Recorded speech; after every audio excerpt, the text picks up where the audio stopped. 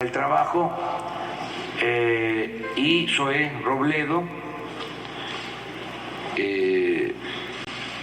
director del Instituto Mexicano del Seguro Social, Carlos Martínez del Infonavit, porque vamos a hacer también un llamado a las empresas. Hoy es el último día por ley para pagar el aguinaldo y hay una práctica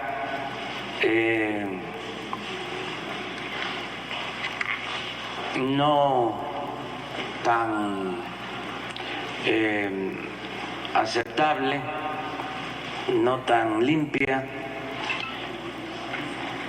de que se despide a los trabajadores en este tiempo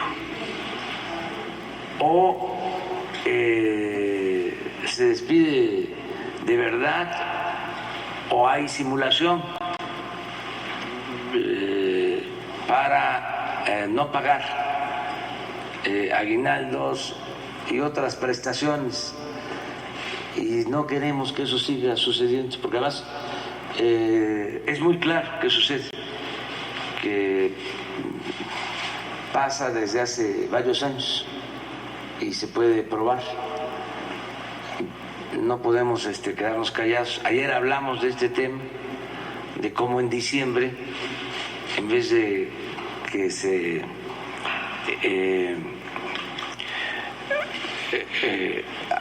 establezcan nuevos puestos de trabajo, que haya nuevos empleos, se caen, pero considerablemente. Se pierden 300, 400,000 empleos. ¿Cómo es eso?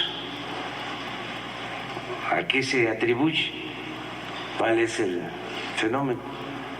¿Por qué hasta noviembre hay 70,000 empleos nuevos y en diciembre se pierden 300,000 o 400,000? Es interesante, ¿verdad? Saber si es real, a qué se debe, y a lo mejor algunos empresarios ni lo saben, porque sus nóminas las manejan a través de empresas. Entonces vamos a tratar este tema y el propósito es de que se paguen los aguinaldos, que se cumpla con la ley y decirles que va a haber inspección sobre este tema. Vamos a estar pendientes y si tenemos el mecanismo adecuado, va a haber un quién es quién en el trato a los trabajadores, porque tenemos información de que se trata también de grandes empresas, no solo de pequeñas, medianas empresas, y por eso digo que a lo mejor ni siquiera lo saben los dueños, que no creo que hagan estos trucos que afecten a sus trabajadores. En fin, vamos a tratar ese tema. Le damos la palabra a Marcelo y luego a Graciela para lo del tratado. Sí. Con su permiso, señor presidente, compañeras, compañeros, señoras, señores.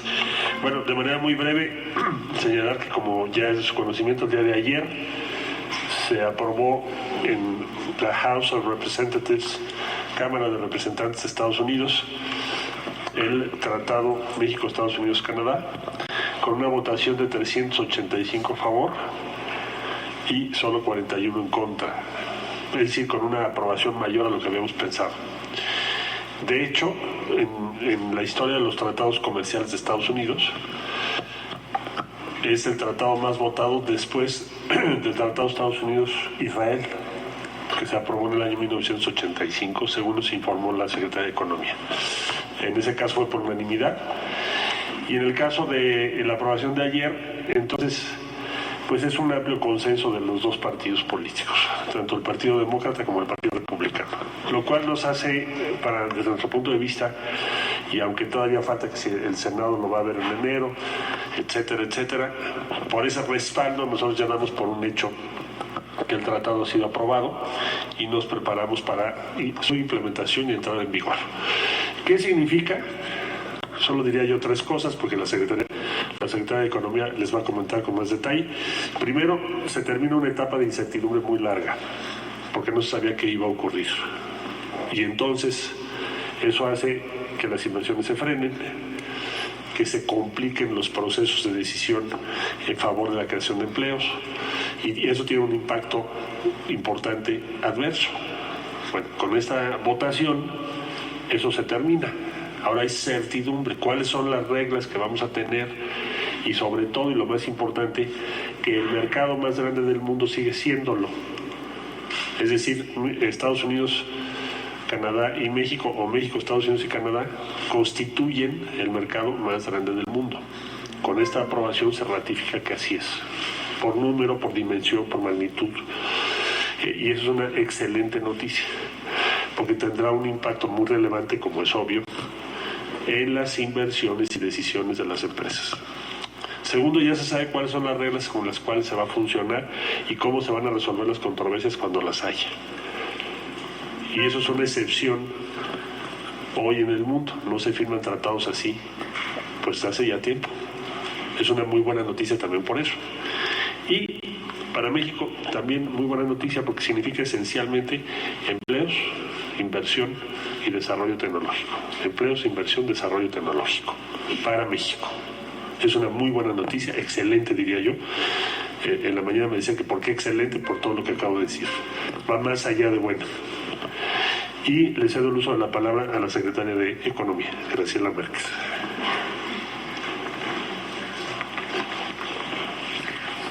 Gracias, canciller.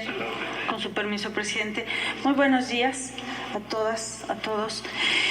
Efectivamente, el día de ayer, como ustedes seguramente lo reportaron, tuvimos esa votación histórica en la Cámara de Representantes de los Estados Unidos y aun cuando hay algunos pasos que tomar, la importancia es la fuerza con la que se aprueba y cómo pone fin a esta etapa y cierre el año de 19 y cierre el año de este periodo de incertidumbre, de este periodo, yo diría, no solo de incertidumbre, sino a los inversionistas que habían estado expectantes de qué es lo que ocurriría con el tratado. Entonces, les voy a mostrar algunos números, algunas gráficas, e inicio con algunos datos relevantes de qué significa un tratado de libre comercio en América del Norte. Pues significa un mercado muy grande, y es un mercado grande por las siguientes razones. Primero, porque estamos hablando de una población de 400 millones de habitantes con un PIB, con un Producto Interno Bruto de 23 billones de dólares. Eso es lo que hace el mercado grande, la conjunción entre la población y el volumen de producción de estos tres países. Entonces, si sumamos esto, nos da el mercado más grande del mundo. Y el comercio entre las tres economías rebasa el billón de dólares. Entonces, esa es la importancia de este tratado que se firma originalmente, entra en vigor originalmente en el 94 y que hoy nos permite que los flujos comerciales y que los flujos y la integración productiva, porque no solamente se trata de comercio, se trata de una integración productiva, que los procesos ya se localizan en los tres países que hay esta integración productiva en un mercado muy grande. ¿Y por qué la importancia del mercado muy grande? Porque ese va a ser un atractivo a inversores fuera de la región. Entonces la región en sí misma se hace atractiva para que inversionistas europeos, inversionistas asiáticos, inversionistas de otras partes del mundo vean la importancia de invertir en América del Norte para acceder a ese mercado tan grande. La siguiente, por favor. ¿Qué podríamos esperar del nuevo TEMEC? Pues lo que podríamos esperar, para responder a esa pregunta, tenemos que ver qué es lo que ocurrió en el periodo previo cuando operaba el Telecam. Lo que tendríamos que esperar es un aumento de la inversión. Vean ustedes cómo aumentó la inversión estadounidense en México, la parte beige. Pero vean también que esa inversión norteamericana fue acompañada de esto que les decía, de que es un factor de arrastre. Atrae más inversión de otras partes del mundo. ¿Por qué? Por la posibilidad de acceder al mercado de América del Norte. La siguiente. En términos de comercio, en México, el comercio bilateral con Estados Unidos entre 93 y 2018 creció 551%. Entonces, ¿qué podemos esperar de esta nueva integración? Podemos esperar que haya flujos de inversión y que se mantenga en el peor de los casos se mantenga o crezca el flujo comercial en nuestras economías. Estados Unidos es el primer socio comercial de México, y México se convirtió este año también en el primer socio comercial de los Estados Unidos. Adelante. ¿Qué quiere decir el TEMEC comparado con lo que teníamos? Y eso es importante. Hay una continuidad y también hay nuevos aspectos del TEMEC. Garantizamos, como les decía, la competitividad de la región. Si nosotros comerciamos sin aranceles, lo que va a ocurrir es que vamos a tener un acceso preferente a los mercados de los dos países. Va a haber una cooperación regulatoria, más inversión, vamos a regular la entrada temporal de mercancías para hacer esta integración productiva, porque las mercancías entran sin arancel, se arma parte del proceso, se exporta, vuelve a regresar, y todo eso sin barreras comerciales, sin barreras de aranceles. Se reducen los obstáculos técnicos al comercio. ¿Y qué es nuevo? Las oportunidades para la economía del siglo XXI. Se ha hablado mucho de la modernización del tratado, y básicamente está en la parte de la propiedad intelectual, el respeto a los inventores, a las patentes, que pueda entonces incentivar más patentes, más desarrollo tecnológico y por ende más productividad. El comercio digital, un asunto que no existía en el 94, cuando inició el tratado previo, y una mejor integración en servicios financieros, que también va a traer beneficios a México. Y da, como ya se dijo acá, certidumbre al comercio, a las inversiones. Se definen perfectamente reglas para las empresas propiedad del Estado, los mecanismos de solución de controversias que ya mencionaba el canciller. A partir de principios de diciembre de este año, el sistema de solución de controversias de la Organización Mundial de Comercio quedó sin efecto porque no se han nombrado a los jueces.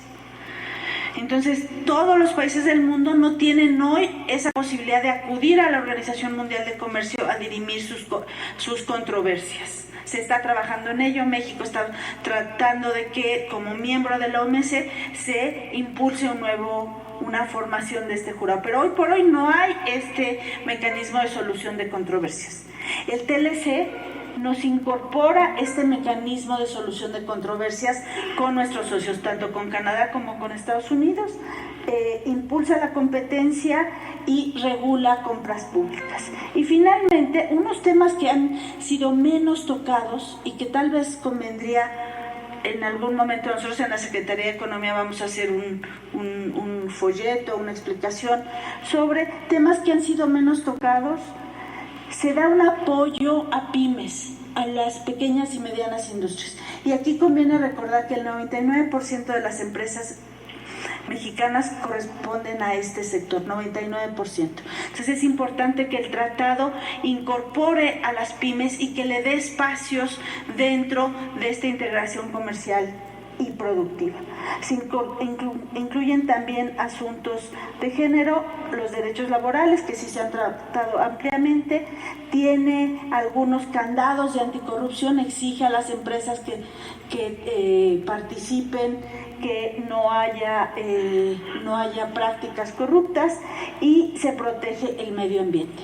La que sigue, por favor, y es la última, simplemente para decirles qué es lo que había y qué es lo que pasó. Lo verde oscuro son los capítulos que ya existían en el Telecan y que fueron modernizados, a los que se les introdujeron cambios. Y los más claros, los azul claro, son los que son completamente nuevos en este tratado y que habla efectivamente que hay continuidades, hay rupturas, hay cambios, y también hay pues esta modernización necesaria. Entonces, y para concluir, las noticias de ayer, las noticias de la aprobación en la Cámara de Representantes son muy buenas noticias.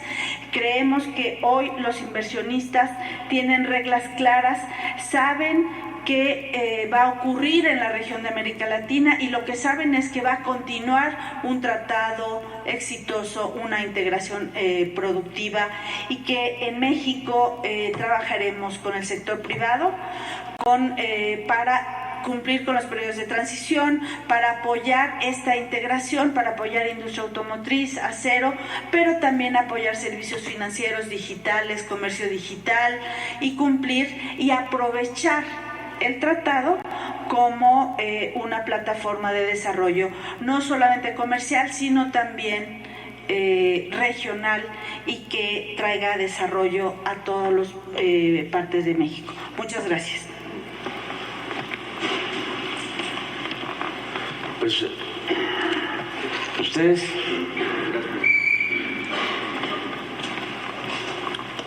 Muchas gracias, señor presidente. Con su permiso, buenos días a todas y a todos. Como lo saben, el tema del empleo a final de año tiene algunas explicaciones que tienen que ver con factores estacionales de la propia economía. Sin embargo, hemos ido detectando otros elementos que podrían responder a otro tipo de prácticas, como ya lo mencionó desde el día de ayer el señor presidente, temas que pueden pasar por el aguinaldo, pero también cuestiones de evasión y discontinuidad de los derechos de los asegurados en el Seguro Social. Es una presentación para ver un poco el panorama y algunas de las estrategias que estamos lanzando. Todos los cierres de año, debido a estos factores, pues se registran caídas de empleos y que están muy vinculados al crecimiento observado entre enero y noviembre. Eso es lo que explica muchas veces la magnitud. En promedio, en los últimos años se pierden alrededor de 270,000 empleos en diciembre de cada año. ¿Sí pueden pasar a la siguiente? En los últimos 10 años, este promedio en la tasa de crecimiento de empleo entre enero y noviembre es de alrededor de 5.2%, y la caída está alrededor de menos 1.5% respecto al nivel alcanzado en noviembre. Aquí la siguiente nos empieza a llamar mucho la atención. Justamente a partir de que se empezaron a llevar a implementar y a esparcir por muchos lados estas prácticas de subcontratación, el famoso outsourcing que busca evadir, ha habido una mayor participación en la pérdida de diciembre de los empleos permanentes, es decir, si vemos solamente 2018, el 66% de los empleos que se perdieron en 2018, que fueron cerca de 378,000, fueron de trabajadores permanentes y 34% de trabajadores eventuales. Esto lo podemos ver de dos formas. Si lo vemos por tipo de empresa, si pueden pasar a la siguiente, hay más disminución de empleos en empresas asociadas al tema, al rubro educativo, escuelas y comercio, en particular tiendas departamentales. Algunos de ellos se puede explicar a partir del fin del ciclo escolar, toda vez que también en junio ocurre una disminución en este sector de la economía, pero también respecto al comercio y a las tiendas departamentales, con el incremento de la demanda previo a las fiestas decembrinas. Aquí la secretaria Graciela no me deja mentir que en noviembre, pues muchas veces las tiendas departamentales tienen una contratación importante de trabajadores eventuales justamente por el Buen Fin y el inicio de las compras navideñas. Esto incluso se puede sostener en la primera quincena de diciembre, pero después empieza a caer. Ahora, si lo viéramos por sector en esta parte de abajo, en los últimos 10 años, 4 sectores han sido los que explican entre el 80 y el 95% de la caída estacional observada en diciembre de cada año: la transformación, los servicios para empresas, la construcción y, como lo mencionaba, el comercio. El sector de la construcción es el que más disminuye. Sin embargo, y esto también es muy interesante, en los últimos años el sector de la transformación también ha ido adquiriendo una importancia significativa. La siguiente gráfica también explica mucho de esto, porque si lo observamos acá, el mayor número de caídas de diciembre, esto es 2018, 128,000 empleos, corresponde a empresas de más de 1,000 trabajadores, es decir, son empresas muy grandes. Si lo vemos, empresas entre 251 y 500 va disminuyendo. Efectivamente, entre 51 y 250 empleados tiene un número importante, pero entre 6 y 50 va disminuyendo, e incluso empresas de menos de 6 empleados, que como ya se ha dicho aquí, pues participan muchísimo de la economía, no tienen una disminución tan importante. Lo que resulta interesante es ver cómo ha ido creciendo la disminución del empleo en diciembre, particularmente en empresas grandes, y como les mencionábamos, particularmente en estos rubros de la economía. Si pueden pasar a la siguiente. ¿Cuáles son algunas de estas estrategias que hemos estado trabajando junto con la Secretaría del Trabajo, con el Infonavit y el Seguro Social? Una tiene que ver por sectores. El sector agrícola, por ejemplo, como se sabe, los jornaleros agrícolas tienen siempre una vulnerabilidad adicional, ya que no existe acceso efectivo a la seguridad social, dado que no tienen continuidad laboral debido a los propios ciclos agrícolas. Sin embargo, hay algunos sectores y algunas modalidades que han ido dando buenos resultados. El tema de los cañeros, por ejemplo, que tienen un pago anual anticipado, lo cual, aunque trabajen solamente en la época de la zafra, en el temporal, no se discontinúan, por decirlo de alguna manera, sus derechos, ya que están cubiertos durante todo el año, y sobre todo que alcanzan niveles de empleo arriba del salario mínimo, y en ese sentido no pierden sus derechos, no pierden la seguridad social.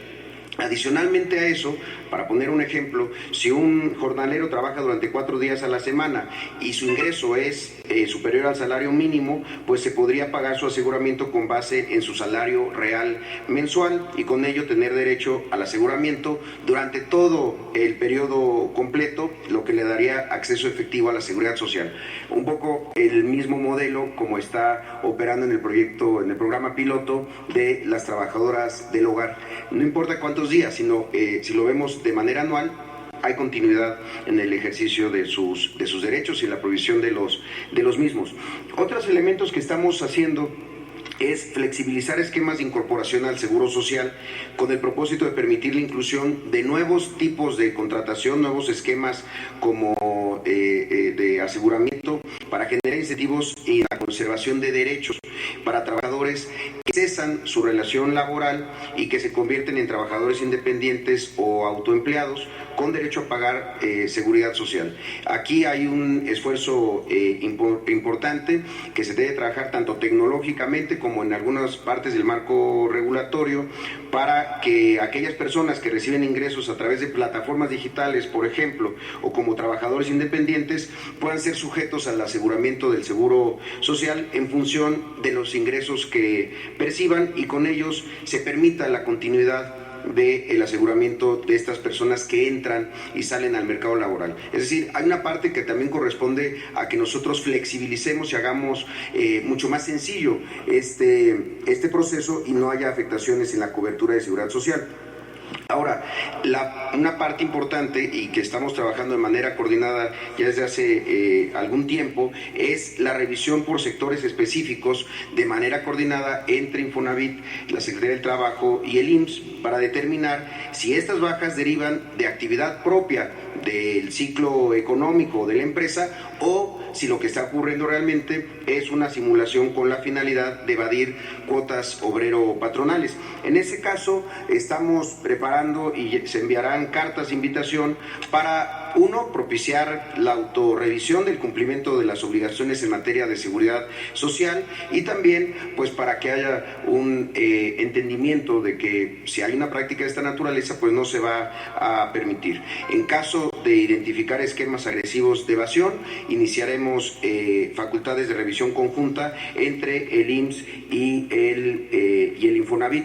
Estas cartas están empezando ya a ser remitidas a estos sectores y estos segmentos donde se puede identificar que pudiera haber este comportamiento. También se están enviando correos electrónicos masivos a los patrones por parte tanto de la Secretaría del Trabajo, el Infonavit y el IMSS, señalando las implicaciones de la baja de trabajadores que no estén asociados al entorno propio de la actividad, sino como parte de esquemas de evasión de contribuciones. También creemos que es muy importante decírselo a los trabajadores, que difundamos por parte de las tres instituciones los temas de derechos laborales y la afectación ante la baja de continuidad laboral y también señalando que hay canales de denuncia para este tipo de abusos. En el caso del Seguro Social, en denuncia.enlinea@ims.gov.mx. Aquí también yo quisiera señalar que una noticia, un hecho que acaba de ocurrir que nos parece que es muy justo, es el nuevo criterio de la Corte que señala que para rescindir la relación laboral con un trabajador con una antigüedad mayor a 20 años, el patrón está obligado a expresar la causa grave que lo motiva y justificar qué es lo que hace imposible la continuación de la relación laboral de trabajo, en el caso de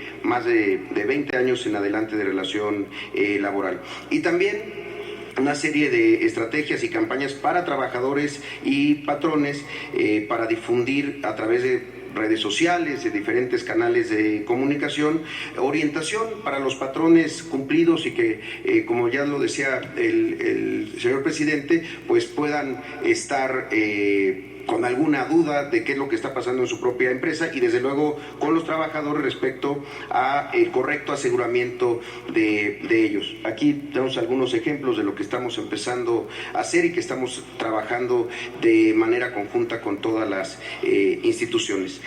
Cedería el uso de la palabra a la secretaria alcalde del Trabajo. Gracias.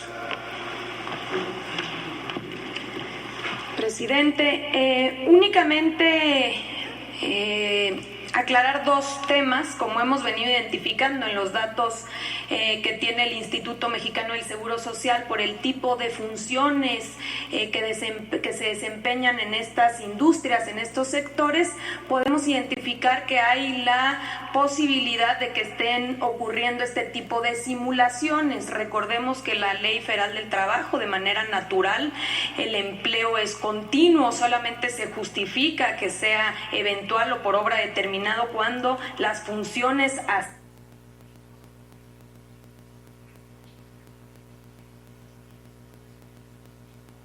así lo determinen. Esto quiere decir que si tenemos un trabajo, una función que va a continuar en enero, no hay una justificación para que se dé de baja en diciembre y recontratarlos en enero. Estamos incluso identificando nóminas enteras que se dan de baja y decir que esto es violatorio absolutamente de los derechos laborales de las mujeres y hombres que viven de su trabajo y también de las leyes del Instituto Mexicano del Seguro Social, que se van a estar monitoreando, como aquí ya lo estableció el presidente. Se van a hacer inspecciones para que no ocurran este tipo de violaciones que no son nuevas, que llevan tiempo atrás, pero que durante mucho tiempo no hubieron consecuencias. Es decir, que estamos monitoreándolo y que también las trabajadoras y los trabajadores pueden acudir a la Procuraduría de Defensa del Trabajo. También decir que el día de hoy, 20 de diciembre, es el último día para el pago de aguinaldo. El aguinaldo es un derecho de los y las trabajadoras y es una responsabilidad de los empleadores y patrones. Tiene que pagarse por lo menos, y aquí aclaro, por lo menos, es decir, mínimo 15 días de salario si se trabajó todo el año. Si se trabajó no todo el año, solamente una parte, pues entonces lo proporcional. Esto incluye a las trabajadoras del hogar. En estos tiempos de cambio nos toca a todas y a todos hacernos responsables frente a nuestros trabajadores. Entonces vamos a hacer, como aquí ya lo dijo Zoé Robledo, vamos a hacer un llamado a los sectores, a las empresas donde estamos identificando este tipo de movimientos irregulares. Les pedimos a las empresas, muchas de ellas, como aquí también ya lo dijo el presidente, quizá no tienen conocimiento de que se dan estas bajas justamente porque funcionan a través de empresas subcontratistas. Decir que eso no quiere decir que no tengan responsabilidad frente a sus trabajadores. Entonces, ser muy cuidadosos en que si la función, si el trabajo continúa en enero, si no hay una justificación del trabajo temporal, entonces no puede darse de baja a los trabajadores para evadir no solamente cuotas, sino se hace para no pagar vacaciones, para no pagar aguinaldo. Entonces estaremos haciendo estos monitoreos y hacemos un llamado a las empresas a que cumplan con sus responsabilidades laborales. Gracias. Bueno, estos son los dos temas. Repetir lo del tratado es una muy buena noticia. Va a ayudar mucho. Ya hay certidumbre para la inversión y tenemos asegurado el ingreso al mercado más importante del mundo, el mercado más fuerte del mundo. Esto significa un logro. Pensaban que no íbamos a poder alcanzar este acuerdo y fue posible. El otro tema, pues, es un llamado más a la solidaridad, más que la cuestión coercitiva del cumplimiento de la ley, es hacer un llamado a que no se maltrate a los trabajadores, mujeres y hombres, y que no se les regateen sus derechos, sus prestaciones en este fin de año. No se puede estar celebrando la Navidad sin humanismo, no siendo verdaderamente solidarios. Ahí queda eso. Muy bien, abrimos, quedamos que izquierda. Vamos a ver si es cierto. Sí. Sí, señor presidente, buenos días. Rodolfo Montes de Central FM, de Pedro Ferriz de Con y Alberto García Zarubi. En este sentido, presidente, en Notimex, desde principios de este año y hasta la fecha, despidos vergonzosos. No hay indemnización, no hay justificación para despedir a los compañeros. Un compañero que se accidentó, Héctor Álvarez el Chato, en una de sus giras, apenas se reincorporó, ¡pum!, fulminante su despido.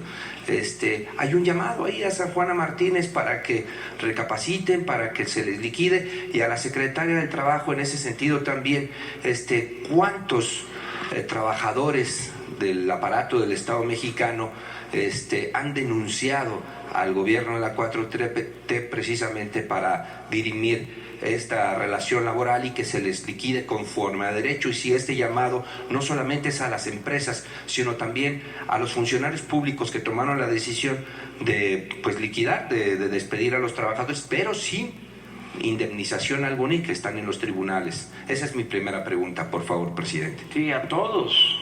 Es más, el gobierno está más obligado a cumplir con la ley y proteger a los trabajadores. Hay que ver los casos. En el caso de Notimex ha habido mucha polémica y hay posturas a favor, en contra, y se permite, ¿no?, a todos que se expresen, tanto a la directora como a los que no están a favor de lo que está haciendo. Es muy importante señalar que la directora de Notimex es periodista de oficio y periodista comprometida con causas sociales. Se ha distinguido por eso durante mucho tiempo. Buena periodista. Entonces es cosa de ver cómo está el asunto laboral y no quedar a deber nada ni a los periodistas ni a los trabajadores en general, y el gobierno debe de responder. Y no sé cómo están las demandas sobre trabajadores. Sí, se tienen demandas presentadas por despido injustificado en la Junta Federal de Conciliación y Arbitraje que se están dando trámite. También se están abriendo espacios justamente de diálogo y conciliación en el caso de la directora y de los grupos inconformes. También existe ya un emplazamiento que ha sido notificado para el caso de Notimex, y desde la Secretaría del Trabajo estamos justamente generando estos diálogos para que sea a través de la conciliación y del diálogo que se pueda llegar a acuerdos, y sobre todo que se respeten los derechos de los trabajadores, incluso aquellos que hayan sido despedidos, que sea en su caso con alguna justificación, y de no ser el caso que se respete pagando todos sus derechos. Entonces se están abriendo esos espacios de diálogo. Incluso hoy estaremos en la Secretaría tratando este tema y se le está dando seguimiento. ¿Cuántos casos aproximadamente son? No quisiera equivocarme, pero me parece que hay cerca de 15 demandas presentadas en la Junta, a reserva de que pueda darle el dato, ¿no? el dato pero concreto. ¿El gobierno en general no tiene el dato? Depende de si es apartado A o es apartado B. Recordemos que en la Junta Federal de Conciliación y Arbitraje se presentan únicamente en el caso de demandas privadas o en este caso de organismos públicos descentralizados. Todos los demás se presentan ante el tribunal. Bien, muchas gracias, presidente. Y mi segunda pregunta tiene que ver pues con estructuras criminales, empresas Anabel Hernández, una compañera periodista, en su libro El Traidor, ahí refiere que el Mayo Zambada tiene todo un serial de empresas avaladas inclusive por su gobierno y que hay hasta condonación de impuestos en algunas de estas empresas del Mayo Zambada, el verdadero líder del cártel de Sinaloa, y también le están haciendo la competencia a sus programas sociales en algunas regiones del país. El Mecho, el señor de los gallos, el líder del cártel Jalisco Nueva Generación, está repartiendo despensas navideñas, celebrando el Año Nuevo ya, ¿no? Entonces, ¿qué nos puede decir al respecto, presidente? Muchas gracias. Pues eso se calienta, aunque hay frío. No tenemos nada que ver con esas organizaciones. Una de las políticas que se aplican tiene referencia, está vinculada a no establecer relación con organizaciones de la delincuencia, ni de la delincuencia común ni de la delincuencia de cuello blanco. O sea, no tenemos nada que ver. Está prohibida la condonación de impuestos, primero por decreto y ahora ya se reformó el artículo 28 de la Constitución y se prohíbe la condonación de impuestos. De las prácticas que tienen para contar con bases sociales, la entrega de despensas, la gente en general ya no acepta esos mecanismos de control y de manipulación. Ya no es el tiempo en que se repartían despensas y se obtenían apoyos para lo electoral o para tener una base, ¿sí?, de protección, que era lo que hacían y posiblemente sigan haciendo las organizaciones de la delincuencia. Pero ya no funciona eso.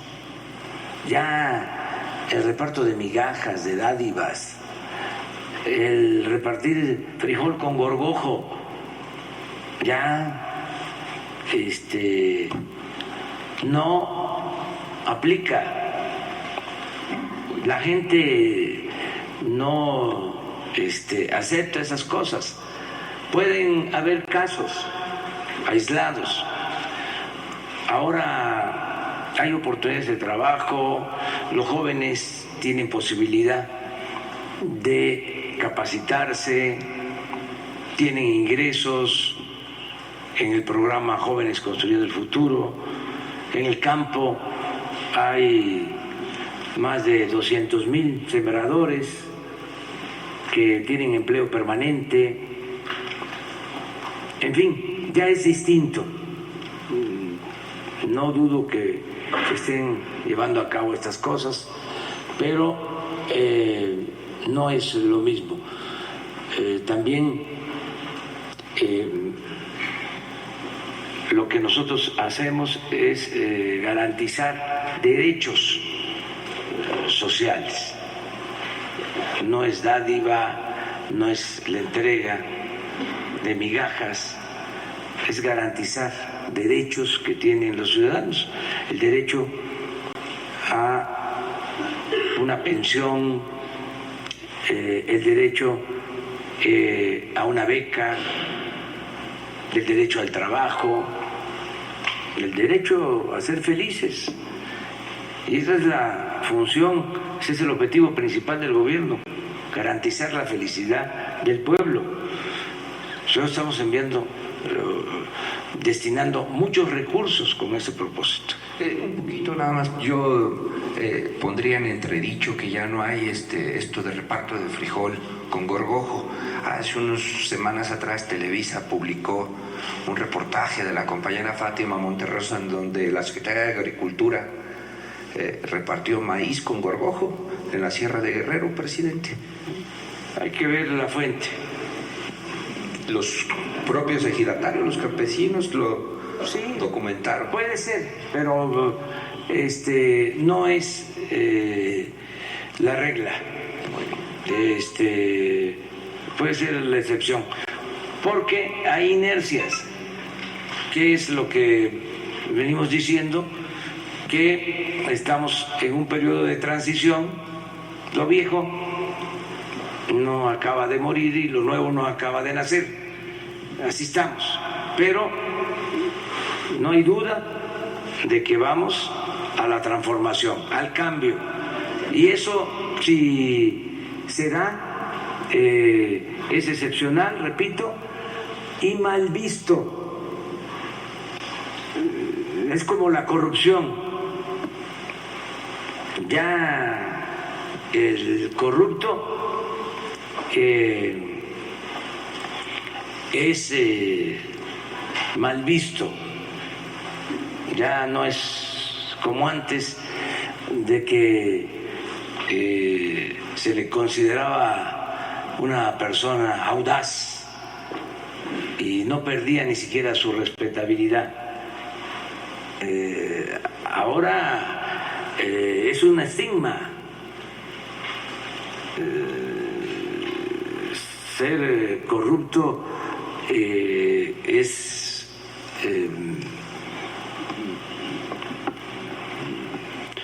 una mancha permanente que no se quita.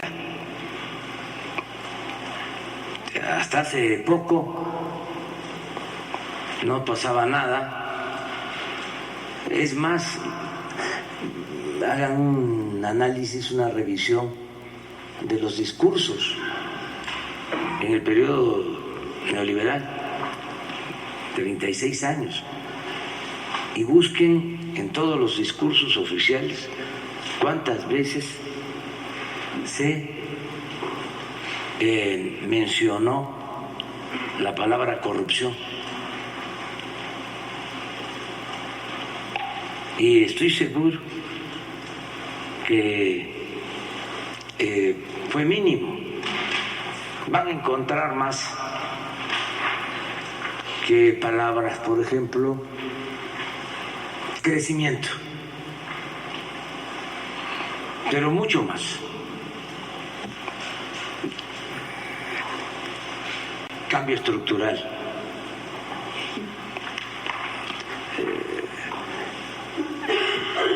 Reforma energética, reforma fiscal, reforma laboral. Eso era lo que predomina. Corrupción no existía. Anticorrupción tampoco. No. Austeridad menos. Imagínense si se iban a morder la lengua hablando de austeridad, cuando se daban la gran vida, aviones, helicópteros, usaban los helicópteros hasta para ir a jugar golf. Todo eso que se padeció hasta hace poco. Entonces sí hay un cambio,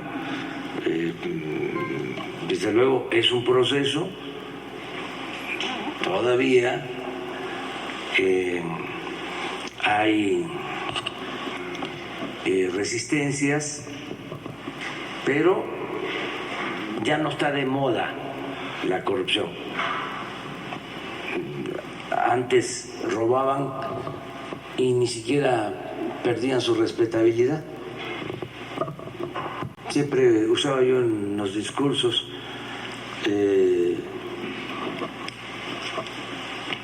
el decir que se educaba a los hijos, no en todos los casos, pero se les decía: estudia para cuando seas grande seas como don fulano, un reverendo ladrón.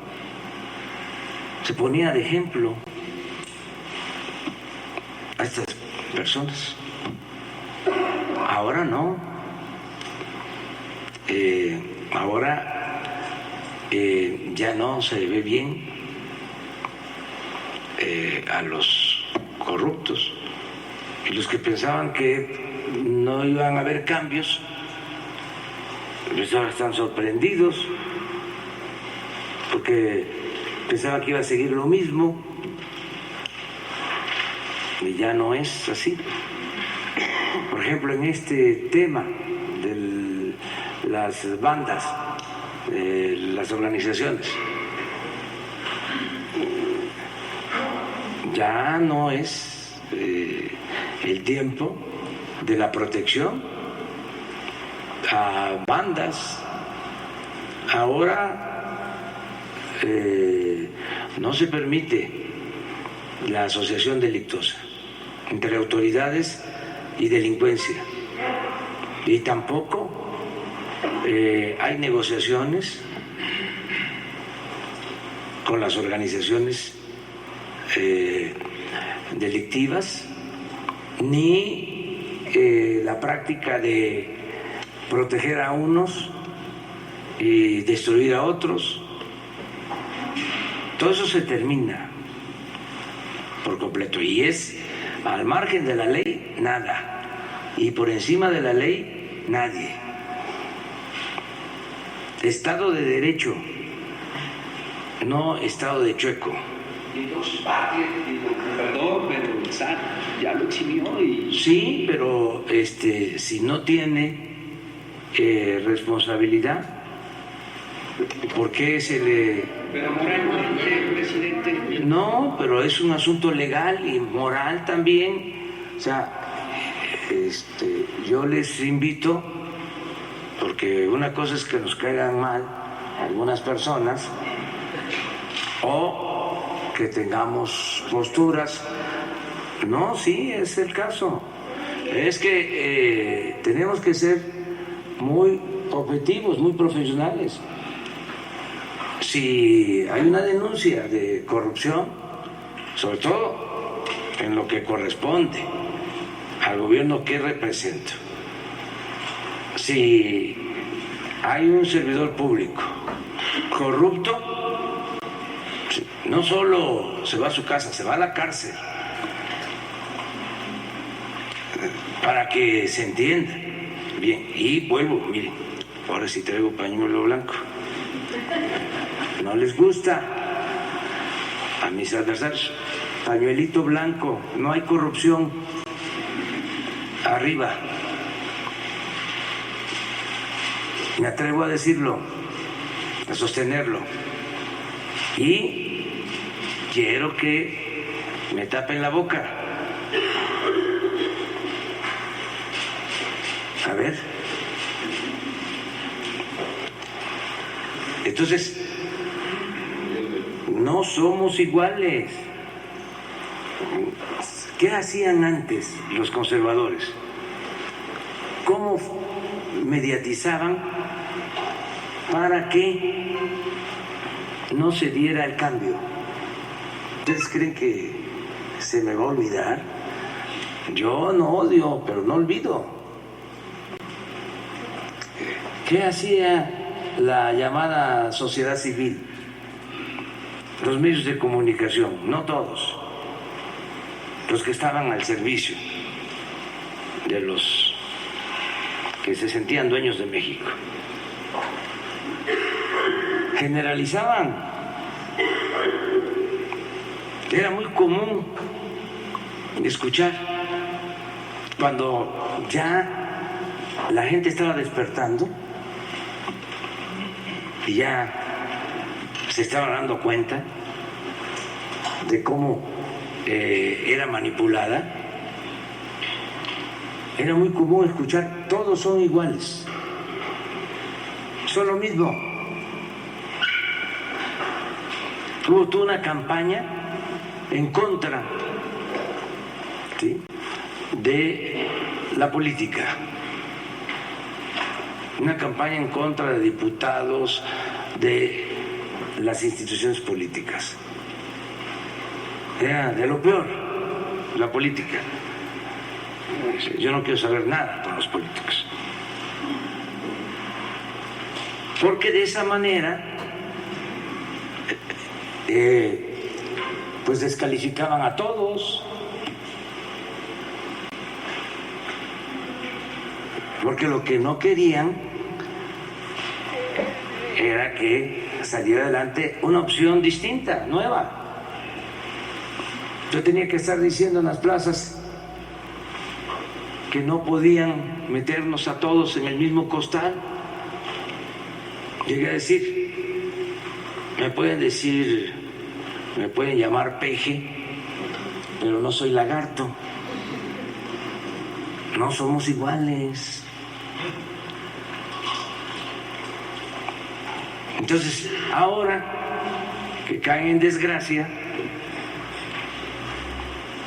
me estoy refiriendo a los que se sentían los dueños de México, a los potentados, a sus políticos, porque le echaban la culpa a los políticos y ellos estaban detrás. Eran los que realmente mandaban. Los políticos títeres, peleles, lo mismo algunos voceros de medios de comunicación, alcahuetes. Entonces, ya no es así, ya no es lo mismo. Entonces ahora que están pasando por un mal momento, cualquier cosa: Bartlett, eso es igual, eso es lo mismo. No, pruébenlo por lo que corresponde a nosotros. El señor es el director de la Comisión Federal de Electricidad. A ver, ahí, ¿cuáles son las tranzas? Los contratos entregados como se hacía antes, por influencia. Ahora, lo que hizo antes, bueno, eso se juzga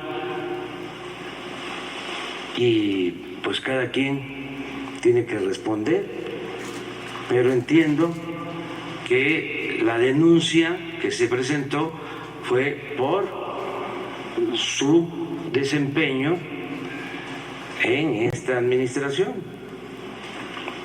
Y eso es lo que se resolvió. Además, yo tengo en estos casos un criterio que considero amplio.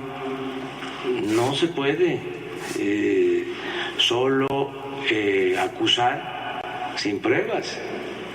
Yo fui opositor mucho tiempo y presenté denuncias, pero siempre probé, siempre. Nunca me presentaron una denuncia por calumnia. Recuerdo que cuando nos dieron las cajas con los papeles que demostraban que se habían gastado $70 millones en la campaña de Tabasco por la gobernatura, en 1994, 40 cajas. porque era muy ordenado el contador, y dejó, me acuerdo, carpetas de estas verdes de archivo con las copias de todas las pólizas de cheque, los estados de cuenta. Dijeron que nos iban a demandar porque eran falsas. Y hace poco uno de los que aportó declaró de que eran ciertas las pruebas que se presentaron. Me acuerdo cuando el FOBAPROA, el presidente del Consejo Coordinador Empresarial en ese entonces, que no voy a mencionar su nombre por respeto, hice la denuncia de lo que significaba el FOBAPROA y di una lista de todos los beneficiados del FOBAPROA y salió a decir que me iba a demandar un dirigente que luego fue presidente de la República. Lo mismo, defendiendo el FOBAPROA. Lo que pasa que se olvidan las cosas. Por eso son muy buenas estas conferencias, porque parecemos disco rayado, nos repetimos mucho, pero ayuda a no olvidar ciertas cosas. Pero en fin, eso es.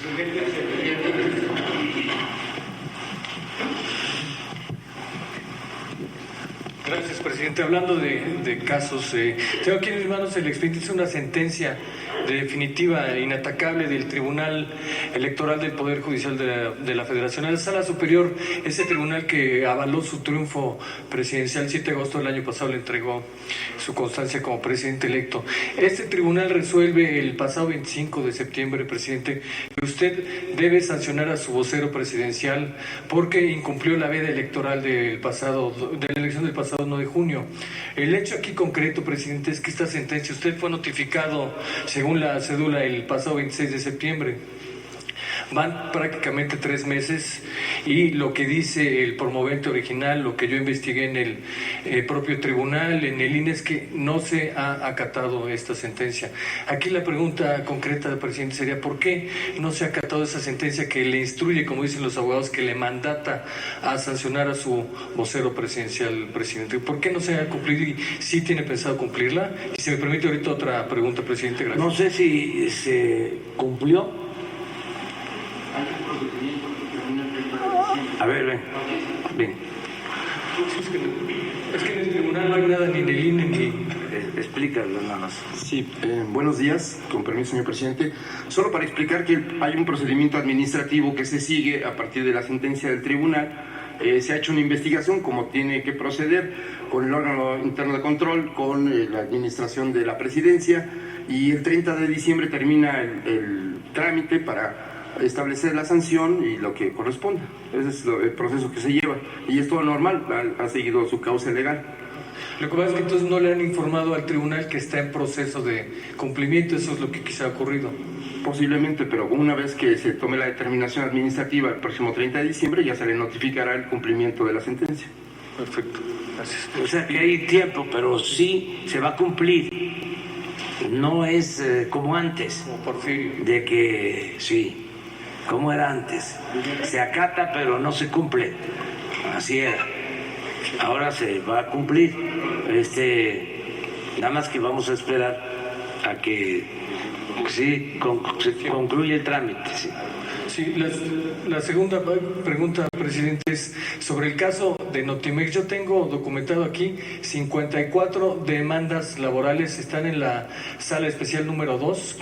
Parece que ahí las acumularon todas por un asunto de practicidad, supongo. Pero, presidente, en el caso de Notimex está ocurriendo algo que parece que precisamente viola lo que ustedes se comprometieron a respetar en el acuerdo comercial México, Estados Unidos y Canadá. ¿Y de qué se trata?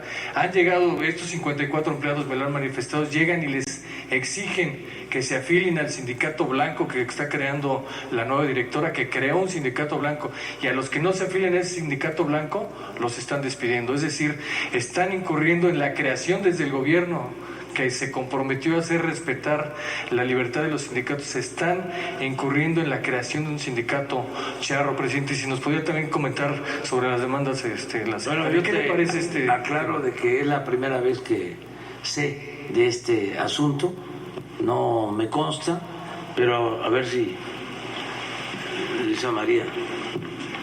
A ver, al respecto, aclarar, hay un sindicato que tiene la toma de nota, es el sindicato que la había tenido anteriormente, cambió su directiva, eso sí, hay hoy un conflicto con la directora, como lo sabemos, estamos teniendo estas mesas de negociación, hay ya un emplazamiento a huelga presentado que vence a mediados de enero.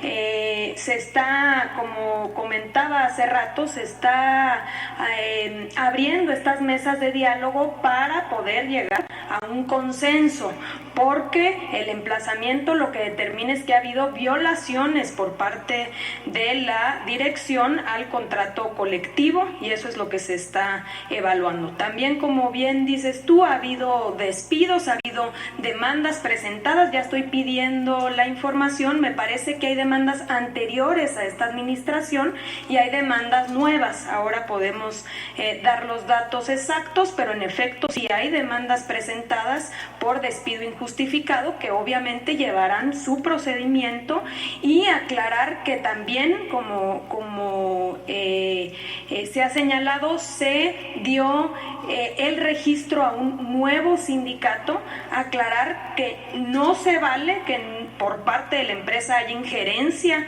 en ese tipo de sindicato. Ese sindicato no tiene la toma de nota. En caso de querer la titularidad del contrato de Notimex, tendría que presentar una solicitud para un recuento, ¿no?, para una disputa en caso de que así se estableciera, para ver cuál de estos dos sindicatos, a través de un procedimiento de voto personal, libre, directo, secreto, en donde participen los trabajadores, incluso, y hay que aclarar, incluso trabajadores despedidos, si es el caso, entonces se vería quién tiene la mayoría, y quien tenga la mayoría, entonces ese sindicato es el que tendría derecho a tener la titularidad del contrato. Pero precisamente, perdón que interrumpí, precisamente están creando un sindicato charro, están obligando a los empleados, no quieres participar en el otro sindicato, no quieres dar tu firma para el otro sindicato, estás despedido. Eso me parece muy grave, secretario. ¿Usted tiene información y qué puede hacer al respecto? Hemos tenido denuncias al respecto, se está investigando, no tenemos pruebas de que así sea. Lo que sí te puedo decir es que fueron trabajadores los que acudieron a la Secretaría del Trabajo para pedir el registro sindical. Recordemos que los registros ya no es como antes, de que te doy plazo y plazo y plazo. No, si hay 20 trabajadores en activo que quieran formar una nueva organización sindical, se le da el registro. Un registro no significa que tenga la titularidad del contrato. Puede haber diferentes sindicatos, puede haber un sindicato con un nombre distintos, pues en el caso del recuento es ahí donde veremos cuál de estos sindicatos realmente tiene pues el mayor porcentaje de respaldo de los trabajadores, y sería ese sindicato quien tuviese la titularidad del contrato. Todavía no ha habido una solicitud en este sentido, no ha habido una demanda de titularidad, se continúa con la titularidad del sindicato anterior, que es el que presentó el emplazamiento a huelga, y es por eso que estamos teniendo desde la Secretaría estas mesas de negociación. ¿Por qué? Porque no queremos, obviamente, que se llegue hasta el estallamiento. Creemos que a través del diálogo, de la concertación y viendo los casos en particular de los despidos, se puede llegar a un arreglo, sobre todo porque se trata, obviamente, pues de parte del gobierno. Creemos que en estos días, esperemos, se pueda bajar los ánimos y realmente tener ese espíritu propositivo de llegar a un acuerdo. Muchas gracias, secretario. Gracias, presidente. Gracias.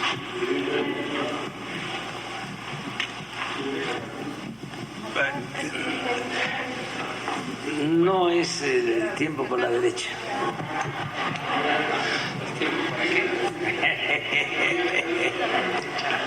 Buenos días, presidente. Alberto Rodríguez, de SDP Noticias. En estos días se ha estado hablando mucho sobre esta consulta ciudadana para juzgar a expresidentes, pero bueno, yo quiero plantear que los derechos no están a consulta, así como no se puede hacer una consulta para ciertas poblaciones, para poblaciones LGBT o etcétera, etcétera, tampoco se podría hacer una consulta para castigar a expresidentes porque se violarían los derechos, ya sea de los expresidentes o de las personas que no pueden tener acceso a la justicia porque se ha votado en un sentido o en el contrario.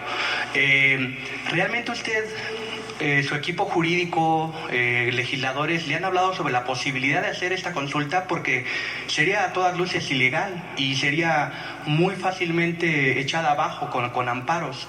¿Usted ha hablado realmente con alguien sobre la posibilidad de hacer esas consultas? ¿Tiene, digamos, el visto bueno de su equipo de abogados? Esa es la primera pregunta. Sí, y además es de sentido común, que suele ser el menos común de los sentidos, es juicio práctico. Si los ciudadanos deciden que se inicie un proceso en contra de los expresidentes, la autoridad tendría que cumplir con ese mandato. No, pero entonces, perdón que le interrumpa, pero es que entonces se estarían violando derechos de terceros. En cualquiera de los dos escenarios, cualquiera de los dos resultados de esta consulta, se están violando derechos y los derechos no se pueden poner a consulta. Ese es mi argumento, es el argumento que hacen muchas personas en este caso y en otros, como cuando usted ha dicho que el aborto se someta a votación, a consulta también. Es que eso es un principio del derecho que es universal, pues no se puede poner a consulta algo que afecte los derechos de terceros o de un grupo en particular. Lo que creo yo que está por encima de cualquier criterio, pues es el mandato de los ciudadanos. El poder... Okay, permítame plantearlo en el escenario. Imaginemos que la mayoría de la población vota por no hacer algo contra expresidentes y al día siguiente... quedan libres los derechos... Por eso, imaginemos que al día siguiente alguien tiene una denuncia con pruebas irrefutables de que Felipe Calderón o Enrique Peña Nieto cometió algo. Entonces, ¿para qué hicimos la consulta? Quedan a salvo los derechos. Sí, pero en este caso es la que consulta no es sería un asunto ociosa. Nada más jurídico. Esto es un asunto político. Básicamente, o sea, sí, jurídicamente cualquier ciudadano hoy sí tiene el derecho de denunciar. Sí, lo entiendo. ¿Sí? Entonces, aquí es el papel del Ejecutivo, del gobierno. Yo establecí, desde que tomé posición, ¿sí?, en mi discurso, de que habían dos posibilidades: presentar denuncias a los expresidentes, porque tendríamos que hacerlo así, no pensar como siempre en los chivos expiatorios, sino juzgar a los de arriba, o poner un punto final, iniciar una etapa nueva. Yo dije que era partidario de lo segundo. Y entonces esa consulta... que esa era mi postura, pero que si los ciudadanos exigían que se procediera y se llevaba a cabo una consulta, nosotros íbamos a actuar cumpliendo con el mandato de los ciudadanos. En ese sentido, ¿no sería más fácil plantear la consulta como una especie de amnistía política a lo cometido en el pasado, como se ha hecho en otros países? Los ciudadanos son libres. Si quieren que se juzgue o que se inicien los procesos, porque como tú dices, ellos, los acusados, tienen sus derechos y son los tribunales los que van a decidir. Si los ciudadanos quieren que se inicien procesos judiciales en contra de los expresidentes, reúnen firmas de conformidad con el artículo 35 de la Constitución y se lleva a cabo una consulta. Es más, yo he expresado que yo votaría en contra, porque yo no quiero que nos empantanemos, ¿sí?, en estos asuntos. Pero ese es el mecanismo, eso es lo que estoy planteando. Ahora, si yo promuevo la consulta, es distinto. ¿Sí? Eso no es lo que estamos planteando. Yo voy a promover, y eso voy a buscar la forma en el marco de la legalidad. Ahí sí puedo hacer un llamado a quienes simpatizan con nuestra causa a que reúnan las firmas para la revocación del mandato. Eso sí quiero que se lleve a cabo y que se cumpla con la Constitución y se reúnan las firmas y haya la consulta para que la gente decida si quieren que yo continúe en la presidencia o que yo renuncie. Okay. Una segunda pregunta, presidente. Esta semana también se inició un proceso de juicio político en contra del presidente de Estados Unidos, Donald Trump. Por supuesto, sin meterse en los asuntos propios de Estados Unidos, que solo le atañen a ellos.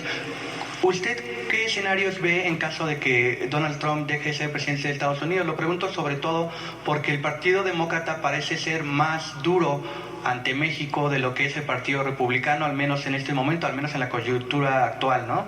Y bueno, y en una pregunta un poco más amable, muchos ciudadanos quieren saber si se va a tomar vacaciones y cuándo tomaría vacaciones, porque usted casi no se toma días libres. Esas dos preguntas, por favor. Bueno, mire, lo del proceso en Estados Unidos hay que observarlo, pero con respeto. Cualquier ciudadano puede conocer lo que está sucediendo y los antecedentes sobre estos casos. No es el primer juicio, han habido otros dos.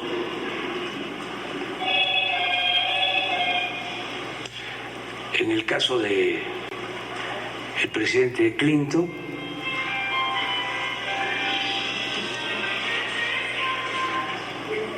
en el Senado se le exoneró.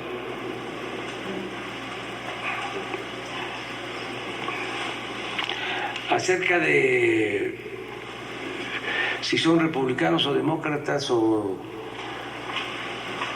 con quién nos va mejor,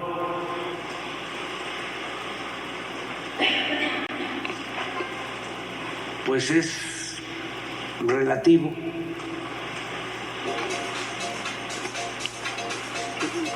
Nos fue bien cuando el presidente Buen día, Lincoln, don Delfino, dígame usted. que era republicano, y estaba gobernando en México el presidente Juárez.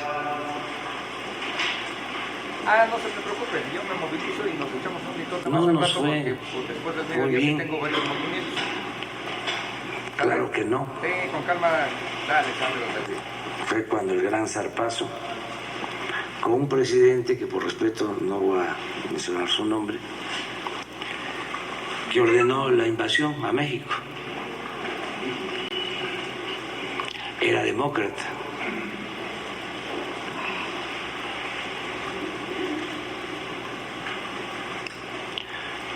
No fue bien con un demócrata en la época de la expropiación petrolera,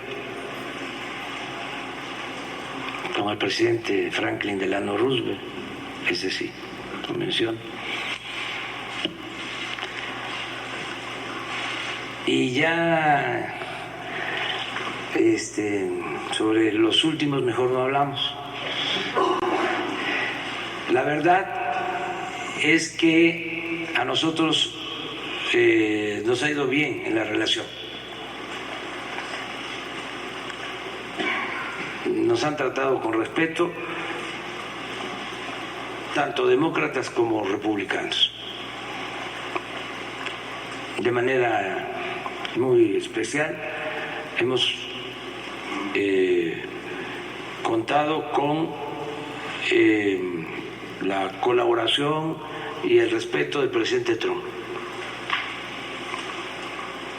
Y no es un asunto personal, no es cómo me trata como presidente de México, sino cómo trata a nuestro país. Esto va más allá de la amistad.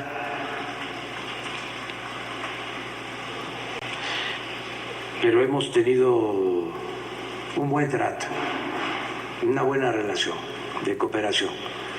Eso es lo que puedo mencionar. Y esta es una prueba, lo del tratado. Imagínense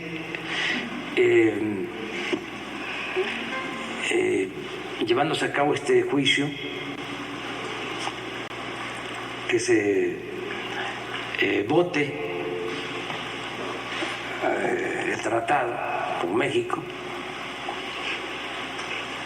y con amplia mayoría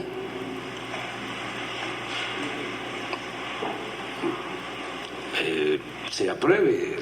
Fue algo importantísimo el día de ayer. Si esto pasó en la Cámara de Representantes, pues en el Senado está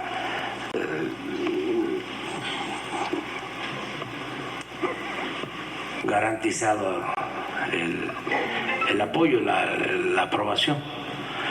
Entonces, esto es. Lo de las vacaciones, pues yo todavía hasta el 24 nos vamos a ver. Ya dijimos, ya hablamos de que el 24 es el mensaje de Navidad. Pero por ustedes también, yo les comento que voy a salir después de que nos encontremos el 27 en la mañana. Voy a salir y nos vamos a volver a encontrar el día 2 en la mañana. Del 27, o sea, no, sería el 28, porque el 27 sí vamos a estar aquí. Y regresamos el día 2. El 24 sí vamos a estar, el 25 no. Para que... Sí.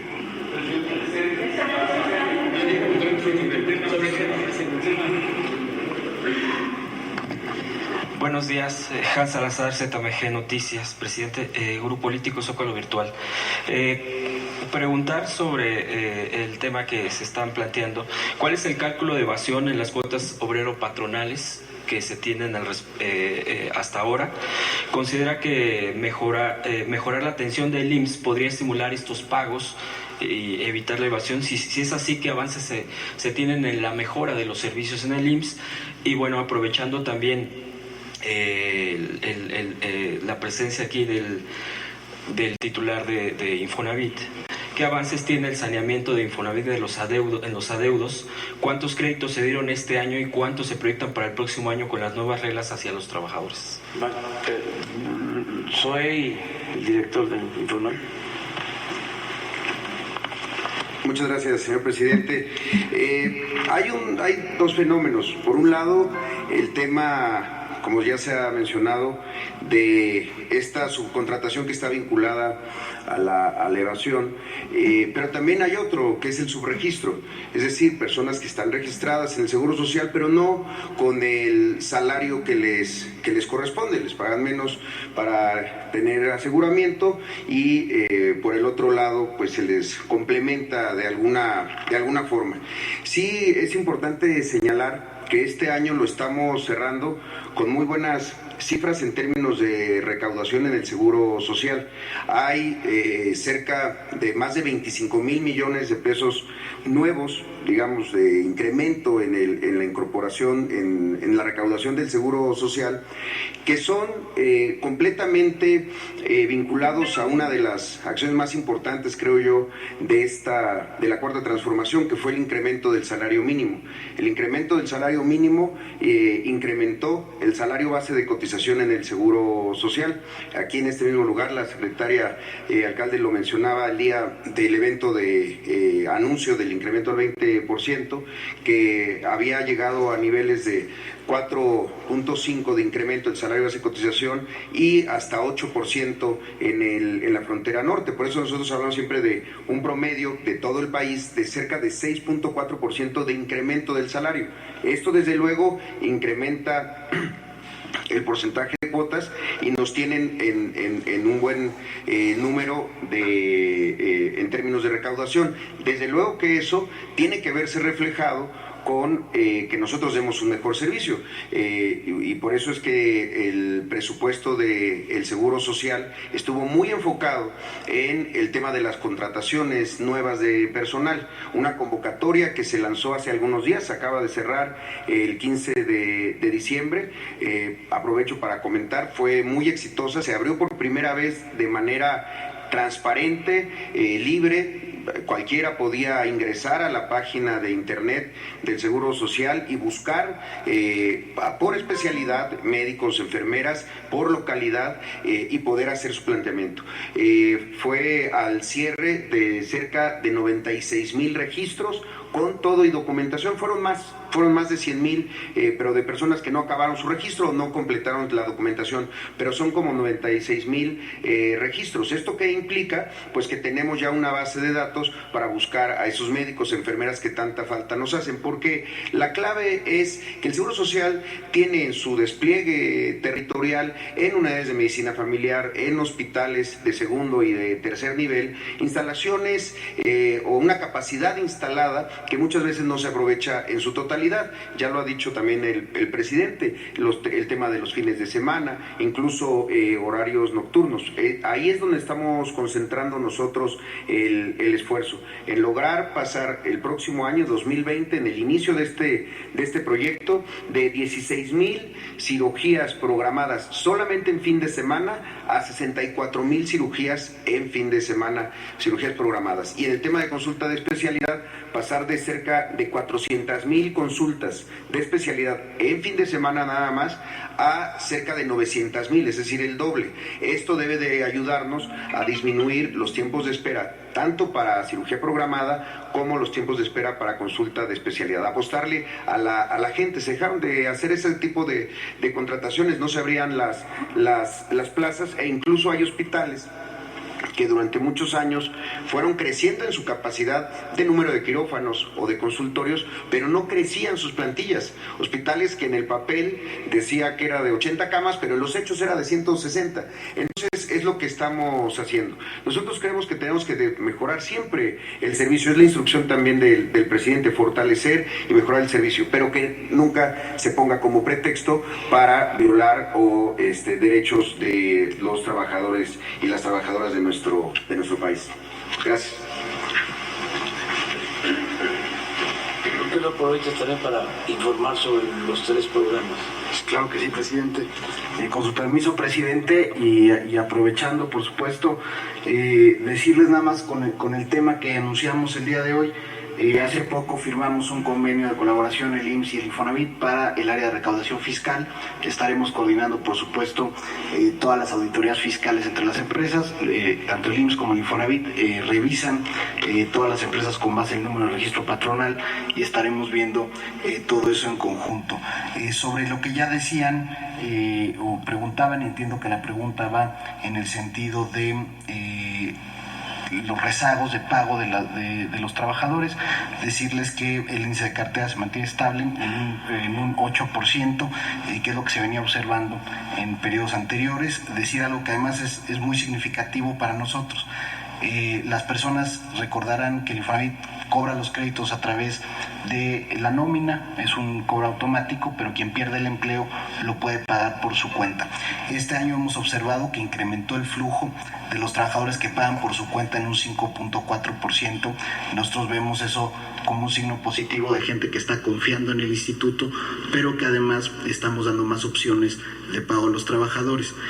Sobre las metas de crédito, decirles que el 30 de noviembre se habían colocado 490,000 créditos, que eso es, vamos exactamente igual a la proyección que se había planteado al inicio del año. O sea, vamos al 100% de la meta que se había cumplido. Tenemos que esperar los datos del cierre de diciembre para tener el dato final de colocación del año. Para 2020 se pretenden colocar 529,000 créditos y hace poco en la asamblea del 6 de diciembre se presentó el plan estratégico 2024, donde se plantea un crecimiento anual del sector del 4% para llegar hacia el final del sexenio con una colocación de 3.3 millones de créditos y una inversión de 1.5 billones de pesos, que es lo que aprobó la asamblea y que creemos que es un signo positivo, y todo bajo una administración, como lo hemos hecho, basada en la austeridad. Decirles, el presidente, que desde que llegamos nos comprometimos a reducir 2,000 millones de pesos al presupuesto. Cerramos el año con una reducción de 2,300, pero también con ahorros generados por otros 3,000 millones de pesos. Y sobre los programas, presidente, ¿qué nos decían? Ahí recordarán que presentamos en este mismo espacio el pasado 6 de febrero el programa de responsabilidad compartida, que lo iniciamos el 1 de marzo. Ahí nos comprometimos a reestructurar 194,000 créditos, decir que al cierre de noviembre llevamos 185,000 créditos, es decir, hemos cumplido con la proyección en todo el año. Este programa consiste en una reducción promedio al saldo de los trabajadores de 250,000 pesos y además la posibilidad de que puedan hacer un pago fijo, eso es que les congela el pago, el tiempo del crédito no les cambia el tiempo, no les cambia el plazo, simplemente se les fija, se les congela el pago y además se les hace este descuento que en promedio suman 250,000 pesos. El otro programa que nos pidió el presidente, que instrumentamos a partir de septiembre, fue el programa 90-10, donde aquellos trabajadores que hubieran cubierto el 90% de su saldo se les descuenta el último 10%, y ahí decirles que la proyección que hicimos con el presidente, el compromiso fue de llegar a 40,000 familias para el último trimestre del año, pero decirle, presidente, y eso creo que no lo habíamos dicho aquí públicamente, se llegó a 49,000, precisamente porque muchas familias llegaron y siguieron pagando. O sea, todos estos programas animan a la gente a pagar y a generar una cultura del buen pago. En total, solo por los 2 programas que impulsamos con esta administración y de la mano del presidente, se reestructuran 234,000 créditos en el año, que es verdaderamente histórico en el instituto porque nunca había habido programas de esta naturaleza y se suman a lo que hace normalmente en la reestructuración de créditos, y al final del año pues hemos atendido a 1.300.000 personas en beneficiarlas con sus créditos. Muchas gracias, presidente. Mire, para hablar sobre el Infonavit es muy importante lo que acaba de mencionar el director, de cómo ha avanzado lo de la reestructuración de créditos. Si repites la cantidad de créditos reestructurados. Los programas son 234. Del primero de reestructuración. 185,000 créditos reestructurados. Y se puso en práctica el programa de descontar el 10% a los trabajadores que llevaban pagando el 90%. Es decir, que si ya tenían pagados el 90% de sus créditos, se les descontaban los últimos 10% restantes del crédito. Y en este caso, 49,000 se han beneficiado.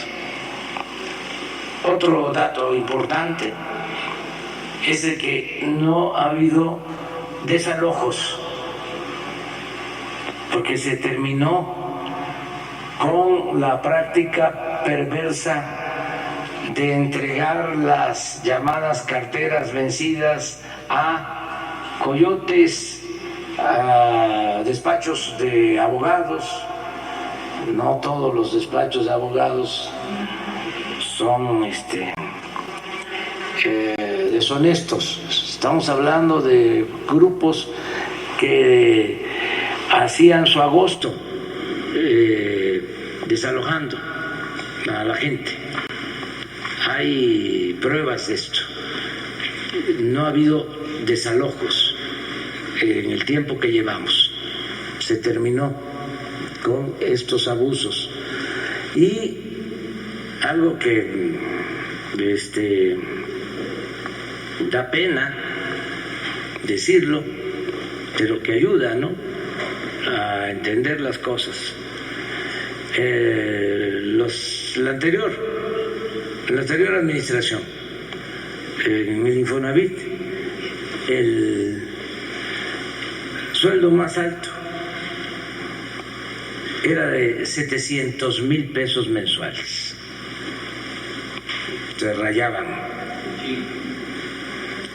700,000 pesos mensuales, entre sueldo, compensaciones, gratificaciones,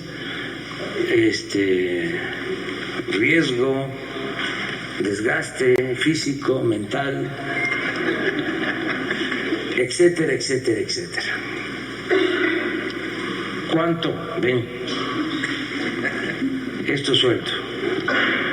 Mi sueldo es de 107,500, presidente, como nos comprometimos aquí desde febrero. 107,500. 107,000, bueno. ¿Sabe dónde salió el Infonavit? Sí. De liberación de las hipotecas. No se escritura porque hay que pagar todavía un adicional para liberar la hipoteca. ¿Por qué no hincan ahí el diente para cobrar la liberación? No pasemos a eso. Solo subrayemos de 700,000 a 107,000. Ahora contéstame ahora ya lo que es. Bueno, hay nada más aclarar que todos los trabajadores que ganan menos de 7,000 pesos es el instituto quien cubre todos los gastos notariales. De hecho, renovamos recientemente el convenio con el Colegio Nacional del Notariado y además abrimos, eso nos ayudó la Secretaría de Gobernación, abrimos también el padrón de autos notarios no vinculados al Colegio Nacional. Antes se tenía una exclusividad y eso hacía que hubiera menos notarios que pudieran participar en la escrituración de los créditos del Infonavit, y además se quitaron estas tarifas fijas que había con el notariado y se estableció un precio máximo para que los notarios se fueran para abajo. Y lo que estamos cuidando en los estados es que efectivamente los notarios compitan hacia la baja para ofrecer mejores condiciones a aquellos trabajadores que ganan más de 7,000 pesos. Y los que ganan menos de 7,000 pesos es el Infonavit quien estamos pagando la cancelación de las hipotecas. Nos vemos el lunes. El lunes. Segunda pregunta.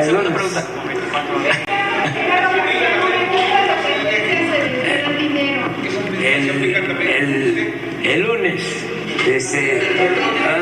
vamos a la derecha. El lunes a la derecha y empezamos contigo. Por respeto. Bueno, adelante. Más adelante. Bueno, que la pasen bien. Una guajolota no se espera. Ya está la neta 57.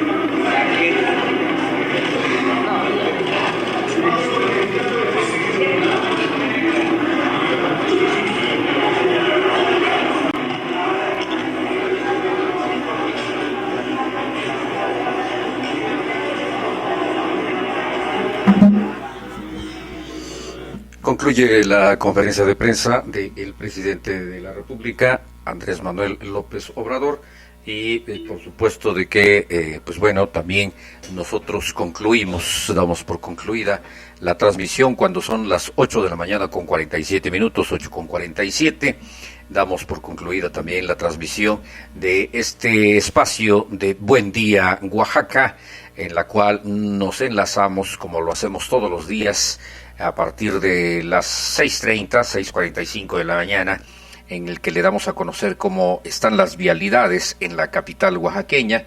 Pues de allí nos enlazamos con lo que es la conferencia de prensa del presidente de la República. Dentro de lo que, para recordarles, pues bueno, cómo está Oaxaca en relación a lo que retomamos de los grupos informativos de WhatsApp, pues bueno, está todo afortunadamente tranquilo.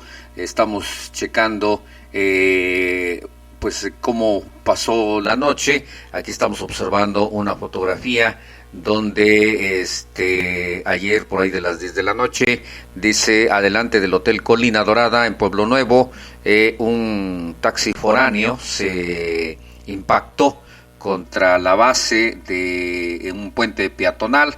Estaban solicitando ambulancias.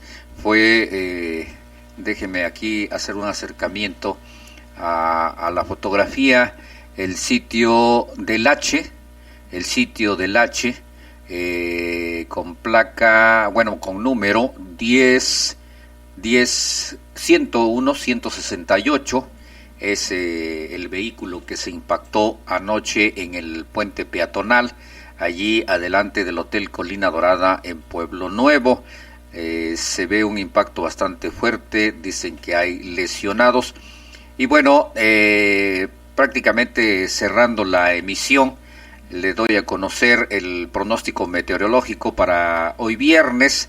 Hay probabilidad de lluvia en los Chimalapas y en el Istmo Norte, en el Istmo de Tehuantepec, en el lado norte, y con menor viento y frío en comparación de todo el Istmo de Tehuantepec. Esa es parte de lo que acontece en lo que corresponde precisamente a el clima. Permítame checar dentro del otro grupo que nos envían información actualizada de cómo amanece Oaxaca, que es el grupo de vialidad y accidentes. Pues bueno, aún continúa del crucero de Hacienda Blanca, en el crucero de Hacienda Blanca, en Viguera, en Brinamiel, en Santa Rosa, sobre las Riberas, sobre Símbolos Patrios, todo sin novedad. No hay la afluencia vehicular normal, pero afortunadamente todo sin novedad. También de San Lorenzo, Cacautepec a la central, el tráfico está tranquilo todavía, tranquilo. En relación a lo que nos envía todos los días la Coordinación Municipal de Protección Civil de la heroica ciudad de Juchitán de Zaragoza, pues dice, sin reportes, afortunadamente, como decimos, por fin, afortunadamente, sin reportes de bloqueos en las carreteras federales del Istmo de Tehuantepec hasta el momento. Ya les comentaba yo del tiempo. Se pronostica un día parcialmente nublado con vientos de norte, sin probabilidad de lluvia para este día en lo que es en Juchitán de Zaragoza. En el evento de norte, evitar cruzar la zona de La Ventosa con vehículos de grandes dimensiones y poco peso o con cajas vacías, porque luego los voltea, Cerrada la circulación, el vado de la quinta sección por un socavón. Y dice, recuerde elaborar su plan familiar de protección civil. También nos dice, al interior de Walmart, Macroplaza, encuentran una mariconera con arma de fuego. Al interior de Walmart, Macroplaza, encuentran una mariconera con arma de fuego, pues al momento de abrir, en el interior del Walmart, allí en la Macroplaza. Así es de que pues a alguien se le olvidó, o alguien por allá, pues bueno, resulta que ahora cualquiera puede andar con arma, ¿no? Ya ve usted cómo están las ejecuciones, lo que fueron el día de ayer, caray, ¿no? De Santa María Coyotepec al periférico, sin novedad. Está también, hay que tener precaución en el kilómetro 106, carretera Oaxaca-Istmo. Hay un choque de un taxi contra una camioneta, hay varios lesionados. La ambulancia de Totolapan con lesionados en apoyo a la unidad de CRM en Tlacolula piden que cedan el paso. Ahí es que entonces chocó un taxi contra una camioneta allá en el kilómetro 106. Y pues sí, digo, ya es prácticamente normal, ¿no? De todos los días. Bloquean carretera habitantes de San Isidro, Soquiapan, Teotitlán de Flores Magón. Exigen entrega de material a la autoridad municipal. Están bloqueando allá en el paraje Plan de Guadalupe y exigen entrega de material por parte de la autoridad municipal de San Lucas, Soquiapan. Los pobladores también han clausurado las oficinas del Palacio Municipal de San Lucas, Soquiapan. Y vienen las fotografías acá de que, pues a pesar de que hay neblina, está la lluvia, pues ellos están bloqueando allá y están haciendo sus protestas. Dice, tráfico fluido en de Esquipulas Jojo hasta el Parque del Amor. Pues bueno, esto es...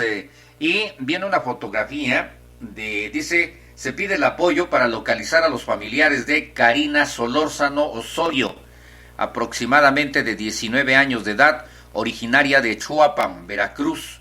Tiene un familiar en Atzompa. Araceli González tuvo un accidente, su familiar se llama Araceli González. Tuvo un accidente en el kilómetro 106, carretera Totolapan-Tlacolula. Esto es en relación precisamente a el accidente de este taxi que les comentaba hace un momento. Está la fotografía de ella, de Karina Solórzano Osorio, de aproximadamente 19 años de edad. Está hospitalizada, se ve bastante lesionada y pues ojalá que quienes nos estén escuchando, pues bueno, tomen cartas en el asunto. Son las 8:53, su servidor y amigo Cornelio Merlín Cruz les dice gracias, nos escuchamos el lunes. El lunes nos escuchamos en otra transmisión más de Buen Día Oaxaca, con el enlace de la conferencia de prensa del presidente de la República, Andrés Manuel López Obrador. Muy buenos días.